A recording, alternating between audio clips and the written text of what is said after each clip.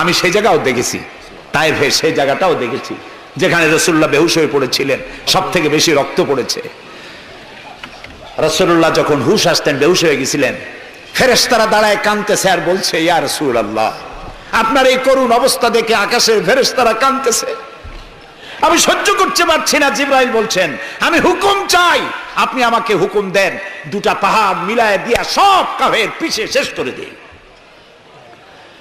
আল্লাহর নবী বলেন, জিবরাইল, আমি যদি হুকুম করি, আমার হুকুমে যদি দুই পাহাড় দিয়া মানবগুলিকে সব যদি পিছে মেরে ফেলে দাও, একটা কাফেরও যদি না বাঁচে, তাহলে কার কানে আমি পৌঁছাবো লা ইলাহা ইল্লাল্লাহু মুহাম্মাদুর রাসূলুল্লাহ। নবী করিম সাল্লাল্লাহু আলাইহি সাল্লাম বসে আছেন, গা দিয়ে রক্ত ঝরছে। এই অবস্থা দেখে তায়েফের এক লোক দৌড়াইয়া তার বাগানে চলে গেল, আঙ্গুর বাগান, বুখারীর হাদিস। আঙ্গুর বাগান থেকে এক গ্লাস আঙ্গুরের রস নিয়ে এসে রসুলের হাতে দিলেন। 3 দিনের না খাওয়া রসুল, 3 দিন ক্ষুধার্ত, তৃষ্ণার্ত, ক্ষতবিক্ষত, জর্জরিত, নিষ্পেষিত, নির্যাতিত। এক গ্লাস শরবত হাতে পেয়ে বিসমিল্লাহ বলে শরবতটা পান করলেন। জিজ্ঞেস করলেন, তোমার নাম না আত্তাস? তিনি বললেন, হ্যাঁ, আমার নাম আত্তাস। তোমার বাড়ি হযরত ইউনূস আলাইহিস সালামের গ্রামে? তিনি বললেন, হ্যাঁ। তো আপনি কি করে জানলেন আমার নাম আত্তাস আর আমার বাড়ি ইউনূস আলাইহিস সালামের গ্রামে? নবী করিম সাল্লাল্লাহু আলাইহি সাল্লাম বললেন, আত্তাস, ইউনূস আলাইহিস সালাম নবী আর আমিও নবী, এক নবীর খবর আরেক নবীর কাছে থাকে। এক গ্লাস শরবত পান করে দুহাত উঁচু করলেন। নবীর চোখ থেকে দরদর করে পানি পড়ছে। তিনি বলছেন, রব্বুল আলামিন, এই তায়েফবাসী ওরা বোঝে নাই যে আমি তোমার নবী, ওরা বুঝতে পারে নাই যে আমি তোমার রসুল, ওরা না বুঝে আমাকে ক্ষতবিক্ষত করেছে। আল্লাহ, তুমি এজন্য তায়েফবাসীদের উপরে গজব দিও না, তুমি শান্তি দাও, হেদায়েত দাও।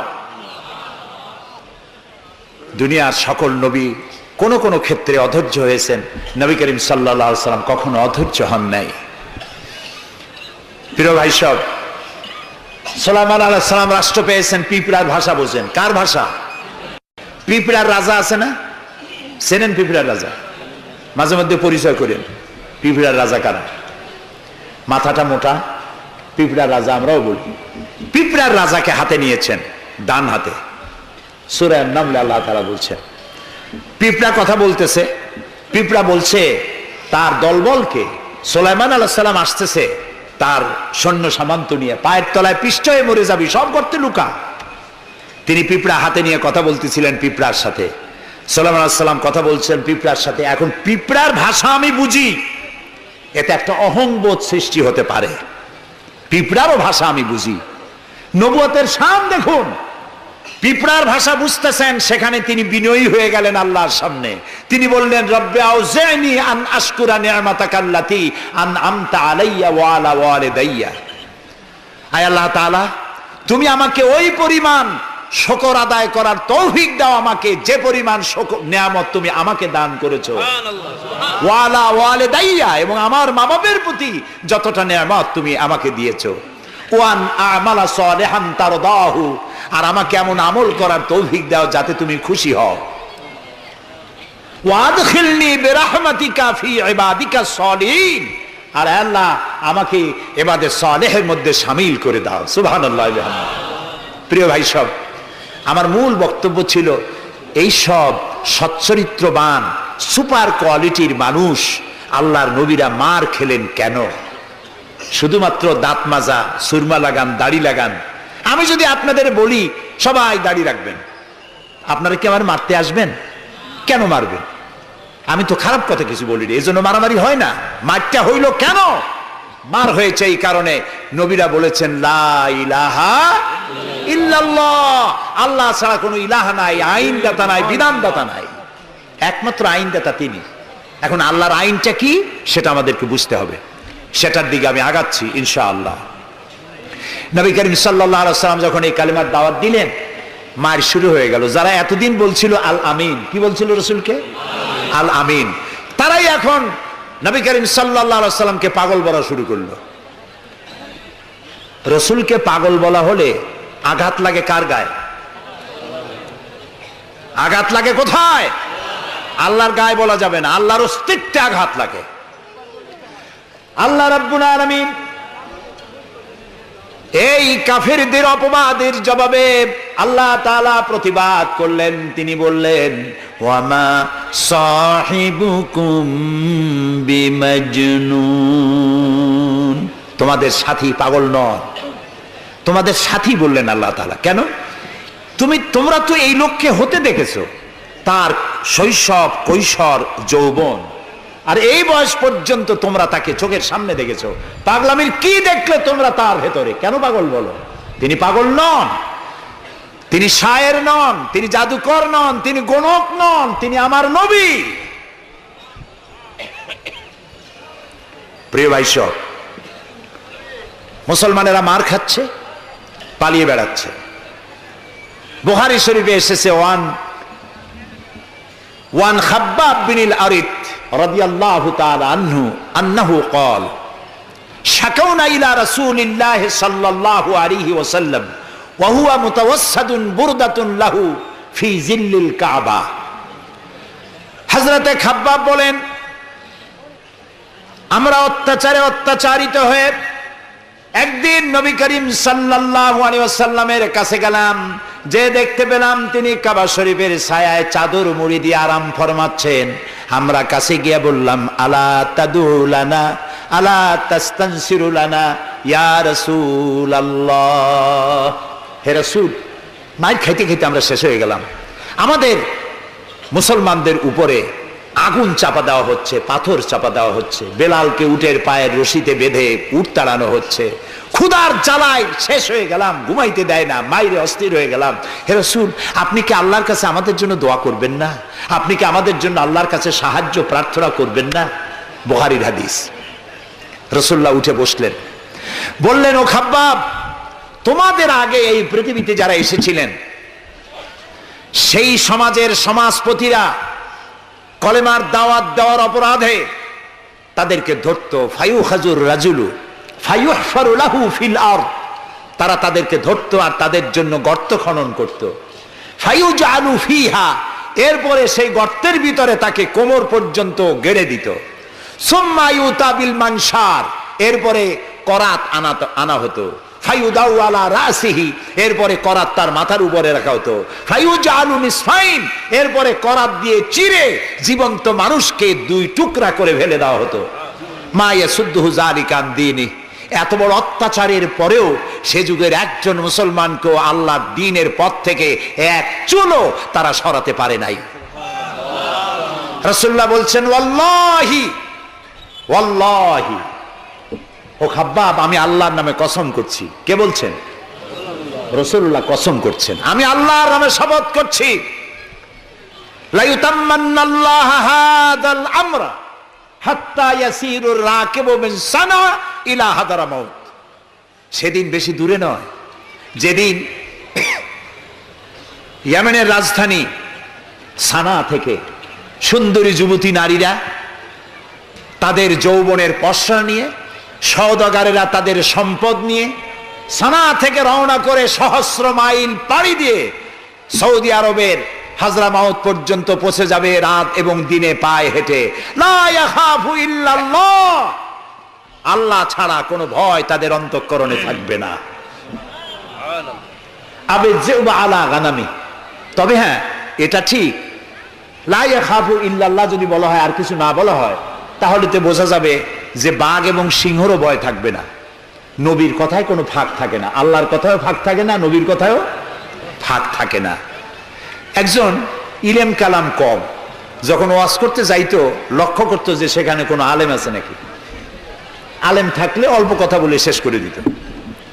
তা আলেম আছে কিনা এটা পরীক্ষা করার জন্য বলছে যে, ভাইয়েরা, আমি আজকে একটা পাতা আর ওয়াজ করব, একটা পাতা, এবং তার ব্যাখ্যা এবং বিশ্লেষণ আমি আপনাদের সামনে আলোচনা করতে চাই। জনগণ বলেন, আমরাও শুনতেই চাই, বলুন পাতার ব্যাখ্যা কি।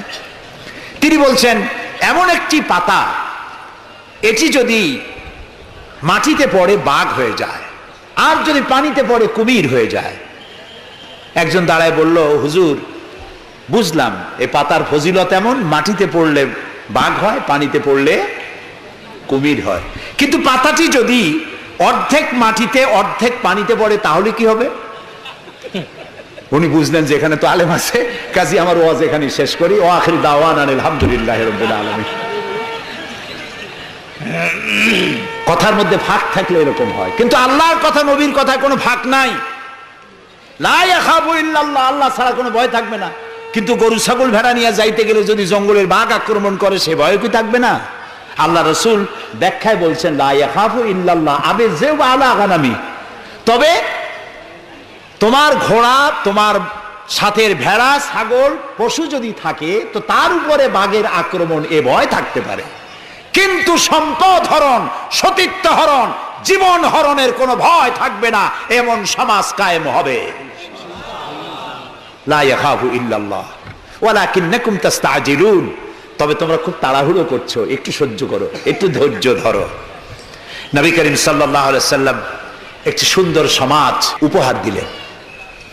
আমি ইতিহাস থেকে আপনাকে শোনাতে চাই। রাসূলুল্লাহ ইন্তেকাল করেছেন, ঐতিহাসিকরা লিখছেন মদিনার এক যুবতী নারী কি সমাজ কায়েম করে গেল শোনেন। রাসূলুল্লাহ ইন্তেকাল করেছেন, ঐতিহাসিকরা লিখছেন সেই সমাজের একটি যুবতী নারী মদিনা থেকে কোনো এক আত্মীয়র বাড়ি বেড়াতে রওনা করেছেন। যেতে যেতে আত্মীয়র বাড়ি পৌঁছবার আগেই সন্ধ্যা হয়ে গেল। মনে মনে ভাবলো, এখন যদি আমি কোনো পরপুরুষের সামনে পড়ি তাহলে তো আমার সতীত্ব যাবে, অলঙ্কারাদিও যাবে, সারা জীবনের লালিত সম্পদ নষ্ট হয়ে যাবে।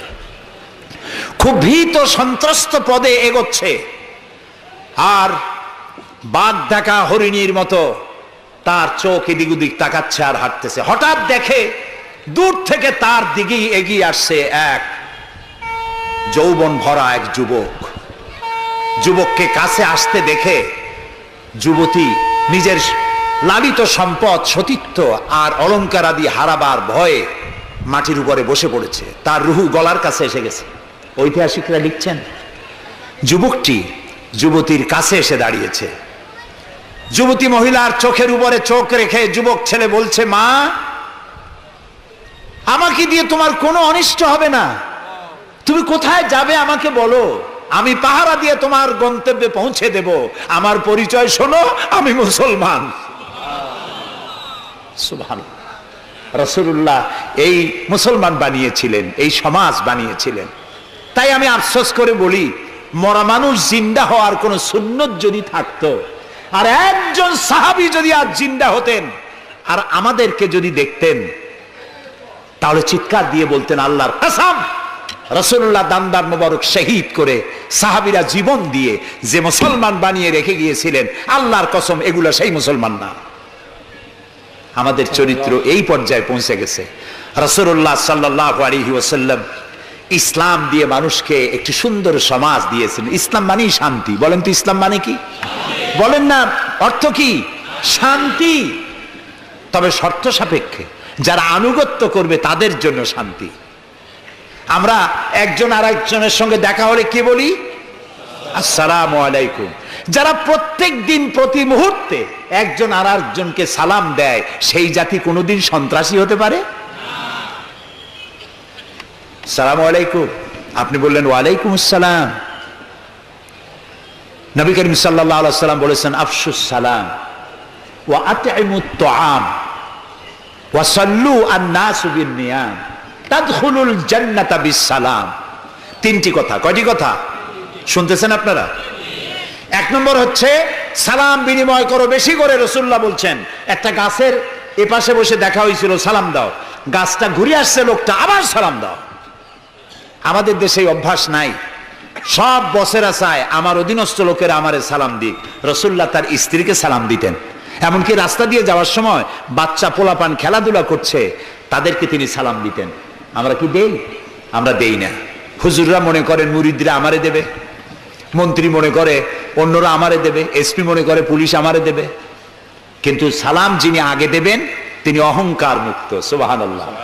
এবং এই সালাম অন্যরা বলে কি সুপ্রভাত, গুড মর্নিং, গুড ইভিনিং, শুভ সন্ধ্যা, শুভরাত্রি। এটার ব্যাখ্যা কি? সকালবেলায় 280 মাইল স্পিডে ঝোড়ো হাওয়া প্রবাহিত হচ্ছে, 30 ফিট উঁচু হয়ে জলোচ্ছ্বাস হচ্ছে, মানুষ মরতেছে, বাড়ির টিন উড়ে যাচ্ছে। সকালবেলা কেউ যদি যায় বলে গুড মর্নিং, থাপড়ায় দাঁত ফালাই দেবে না? বেটা, এর চাইতে ব্যাড মর্নিং তো কখনো আসে নাই। রাতের বেলায় মা মারা গেছে, তার বাড়ি গিয়ে বলছে গুড নাইট। কেমন লাগবে কোন? সুতরাং ইসলামের বিষয়টাই মোর সায়েন্টিফিক। সুখে দুঃখে, বিপদে আপদে, সুখে শান্তিতে, রাতে দিনে, সকালে সন্ধ্যায় যখন দেখা হচ্ছে, একজন আরেকজনকে সালাম দেয়, আসসালামু আলাইকুম। পয়সা লাগতেছে? কথা না কইলে বুঝবো কি? বিনা পয়সায় আল্লাহ তোমার উপরে শান্তি দিক, রহমত দিক। আপনি আরো বেশি করে কোন ওয়ালাইকুম আসসালাম ওয়া রাহমাতুল্লাহি ওয়া বারাকাতুহু ওয়া মাগফিরাতুহু। তারপরে কি করে? হাত দেন। কিছু কিছু লোক আছে হাত মুঠে ছোঁয়ায়, সবটা দিতে চায় না। আবার হাতটা দিয়া এরকম ঝাঁকি ঝাঁকি করে, মনে করে যত ঝাঁকি তত নেকি। এটা কিন্তু একটা পাগলামি। জি, আপনি হাত নাচান কেন? ধরে রাখেন আর বলবেন ইয়াগফিরুল্লাহু লি ওয়া লাকুম। আল্লাহ তোমারও শান্তি দিক, আমারও শান্তি দিক। আল্লাহ তোমারও মাফ করুক, আমারও মাফ করুক। সুবহানাল্লাহ। সালাম দাও বেশি করে। কে বলতেছেন? আল্লাহ রাসূল। বাড়িতে যেয়ে সালাম দেবেন, বউরে সালাম দেবেন। আপনার স্ত্রী আপনার কৃতদাসী নয়, আপনার সমান অধিকার। তা আপনি সালাম দিবেন। ঘরের মধ্যে মুখ কালো করে ঢুকলেন, বউ কিছু কইল না, আপনিও কিছু কইলেন না, মনে হলো দুইজন বোবা। আপনি ঘরের মধ্যে প্রবেশ করতেছেন, আসসালামু আলাইকুম ওয়া রাহমাতুল্লাহ। গৃহবাসীরা, তোমাদের উপরে আল্লাহর রহমত নাজিল হোক। সুবহানাল্লাহ বলবেন না? আজকেই এই আমল করবেন। বাড়ি যাইয়ে বউরে সালাম দেবেন। তবে যারাদের কোনোদিন দেওয়ার অভ্যাস নাই, তাদের একটা সমস্যা হইতে পারে। হঠাৎ করে সালাম দিলে বউ মনে করবে কপালে দুঃখ আছে, বুঝে আসছে। একটু বুঝাই বলে নেবেন। তবে আজকের থেকে সালাম শুরু হবে, ঠিক আছে না ভাই? আজকের থেকে শুরু হবে। বাচ্চাকে বাড়ি থেকে বিদায় করছেন, স্কুলে যাচ্ছে, মা বাবা শিখায় বাই বাই, টাটা, যাই যাই, খাই খাই। এটা কথা হইলো? বাচ্চা বিদায় হচ্ছে, বাচ্চার মাথায় হাত দিয়ে বলেন ফি আমানিল্লাহ, তোমারে আমি আল্লাহর আমানতে ছেড়ে দিলাম। সুবহানাল্লাহ। কিসের বাই বাই টাই টাই? আমরা মুসলমান, এই মুসলিম ট্র্যাডিশন, মুসলিম কালচার বাঁচায় রাখতে হবে যে কোনো মূল্যে। ছেলেদের নাম রাখতে গিয়ে মন্টু, বল্টু, সেন্টু, ডবলু, আকাশ খাতুন, বাতাস বেগম, একটা নাম হইল। আচ্ছা ভাই, আপনি লক্ষ্য করেন তো, পৃথিবীতে কোন ইতিহাস সৃষ্টিকারী মানুষ বল্টু আর মন্টু জাতীয় নাম আছে? পৃথিবীর কোন আলেম, হযরত মাওলানা বল্টু সাহেব এখন ওয়াজ করবেন? এই যে মাজার দেখতে পান, ইনি হচ্ছেন হযরত পীরে বুজুর্গ খানানে খানান সিরাজুস সালিকিন মিসবাহুল আরিফিন হযরত মাওলানা সেন্টু রহমাতুল্লাহ আলাইহির মাজার আছে? এরকম নাই। আপনি নাম যত খারাপ রাখবেন, আপনার সন্তান গুন্ডা হবে, বদমাশ হবে, চাঁদাবাজ হবে, জিনাকার হবে। নাম রাখবেন মুসলমানি নাম, ভালো ভালো নাম, আরবি নাম। আলেমদের কাছে জিজ্ঞাসা করে নাম রাখবেন যে এই নামটা কি রাখবো আর নামের অর্থটা কি। আন্দাজে আবার নাম রেখেন না। কুয়েত এয়ারপোর্টে একদিন বাংলাদেশের একজনের পাসপোর্ট দেখে পুলিশেরা হাসাহাসি করতেছে। কারণ কি? কারণ হলো পাসপোর্টধারী যিনি, তার নাম হলো জামাল মিয়া, আর পিতার নাম হলো তরিক মিয়া। জামাল শব্দের অর্থ হচ্ছে উট, আর জামাল মিমে আলেফ দিয়ে যদি হয় তাহলে হয় সৌন্দর্য। এখন জামাল মানে উট, মিয়া মানে 100, ওর নাম 100 উট। আর তরিক মানে রাস্তা, মিয়া মানে 100, ওর নাম 100 উট আর ওর বাপের নাম 100 রাস্তা। 100 রাস্তার ছেলে 100 উট। তা খালি আরবি রাখলে তো হবে না, নামে আরবির অর্থ কি? জি, অর্থবোধক নাম রাখতে হবে। তাহলে আমি বলতেছিলাম রাসূলুল্লাহর হাদিস, প্রথমে দিবেন সালাম, আফশুস সালাম ওয়া আতইমুত তাআম। গরিব মিসকিনদেরকে দাওয়াত করে খাওয়াবেন, বন্ধু বান্ধবদের দাওয়াত দিয়ে খাওয়াবেন। খাওয়া খাওয়াইতে কিন্তু মহব্বত বাড়ে, চক্ষু লজ্জার সৃষ্টি হয়। খালি অপরের পয়সা দিয়ে রিকশায় চড়বেন, রিকশায় দুইজন উঠলো, একজন নামে হেঁটে চলে গেল, একসাথে দুইজনে খাইলো, আর একজনে খেলাল করতে করতে বাইরে গেল, পয়সাও দিল। এই চালাকি এক সময় ধরা পড়ে যায়। এই জন্য মানুষকে বাড়িতে দাওয়াত দিয়ে খাওয়ানো, রাসূলুল্লাহ বলেন দাওয়াত দিয়ে খাওয়াও। তাহাদ্দু তাহাব্বু, হাদিয়া দাও, মোহব্বত বাড়বে। কারো অসুখ হয়েছে, তার বাড়িতে একটু আঙ্গুর নিয়ে যাও, একটু কমলা নিয়ে যাও। তোমার শত্রু যদি হয়, চক্ষু লজ্জার সৃষ্টি হয়ে যাবে। কান্নাহু ওয়ালিয়্যুন হামীম, দেখা যাবে সে চরম দুশমন ছিল, সে তোমার বন্ধু হয়ে গেছে। সুবহানাল্লাহ বলবেন না?